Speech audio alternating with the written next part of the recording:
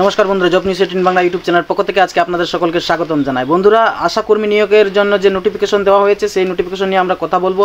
এখানে দেখতে পাচ্ছেন বন্ধুরা, এটি হচ্ছে জেলা স্বাস্থ্য ও পরিবার কল্যাণ সমিতি হাওড়ার পক্ষ থেকে এই বিজ্ঞপ্তিটি বেরিয়েছে।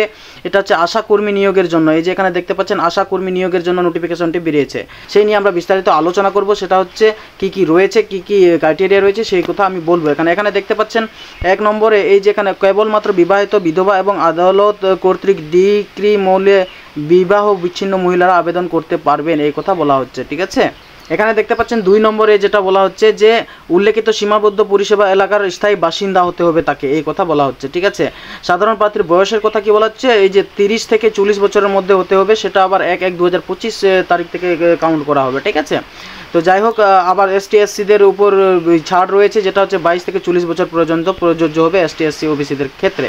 এবং প্রার্থীকে অবশ্যই মাধ্যমিক বা সমতুল্য পরীক্ষায় উত্তীর্ণ হতে হবে, এই কথা বলা হচ্ছে।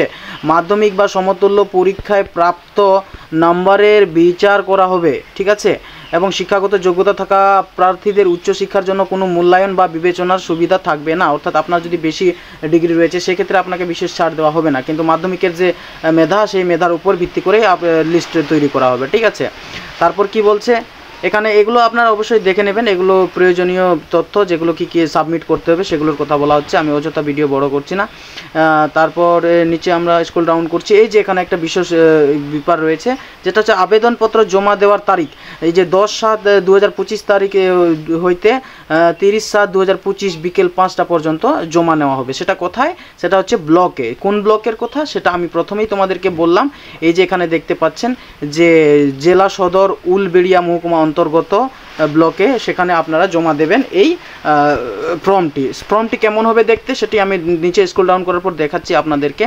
এই যে সেই ফর্মটি এই রকম হবে। ঠিক আছে, এই যে এই ফর্মটি ফিল আপ করার পর নিজের হাতে সশরীরে আপনাদেরকে সেই ব্লকে জমা করতে হবে, যেটা হচ্ছে হাওড়া জেলায়। ঠিক আছে, সেটা জমা করতে হবে কত, এটা তোমাদেরকে জমা করতে হবে। ঠিক আছে, সশরীরে।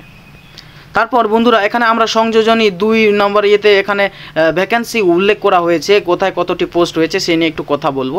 এখানে আপনারা দেখতে পাচ্ছেন এই যে নেম অফ দ্য ব্লকের নাম দেওয়া হয়েছে, এই যে যেমন আমতা 1, তারপর নেম অফ দ্য গ্রাম পঞ্চায়েত দেওয়া হয়েছে, তারপর নেম অফ দ্য সাব সেন্টারের নাম দেওয়া হয়েছে এবং ভিলেজের নাম দেওয়া হয়েছে পূর্ব গাজীপুর।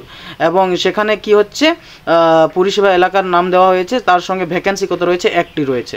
ঠিক আছে, সেই রকমই দ্বিতীয়টা যেটা হচ্ছে আমতা 2, এই যে এখানে দেখতে পাচ্ছেন আমতা 2, সেটাও গ্রাম পঞ্চায়েতের নাম, তারপর হচ্ছে সাব সেন্টার, তারপর ভিলেজ, তারপর এলাকা পরিষেবা এলাকার সীমাবদ্ধতা দেওয়া হয়েছে। ঠিক আছে, প্রতি ক্ষেত্রে আমরা লক্ষ্য করলে দেখতে পাবো 1টি ভ্যাকেন্সি রয়েছে। তো প্রয়োজনে আপনারা স্ক্রিনশট করে নিতে পারেন, আমি আস্তে আস্তে করে স্ক্রল আপ করছি, সেটা আপনারা প্রয়োজনে স্ক্রিনশট করে নিতে পারেন এবং দেখে নিতে পারেন আপনি কোন এলাকার মধ্যে পড়ছেন বা কোন ব্লকের মধ্যে। ঠিক আছে, তো যাই হোক, আমি এই যে টোটালে 25টা পদ রয়েছে এখানে, আশা কর্মীর যে 25টা পদ রয়েছে। ঠিক আছে, তো আজকের আপডেট এতটুকুই ছিল। যদি আপনাদের প্রয়োজন মনে হয় যে অফিসিয়াল নোটিফিকেশনটি ডাউনলোড করুন, আমি ডিসক্রিপশনে দিয়ে দেবো, সেখান থেকে ডাউনলোড করে নেবেন এবং বিস্তারিত দেখবেন। এবং প্রয়োজনে আপনাদের যদি মনে হয় আপনারা ফর্ম ফিল আপ করবেন, তাহলে ফর্ম ফিল আপ করতে পারেন। ঠিক আছে, ফর্মটিও আমি দেখিয়ে দিলাম, এই যে এইভাবে এই ধরনের হবে ফর্মটি। আজকের ভিডিও এখানেই সমাপ্ত করছি। ভালো থাকবেন, সুস্থ থাকবেন, দেখা হবে নেক্সট ভিডিওতে। ঠিক আছে, ভিডিও সমাপ্ত করলাম।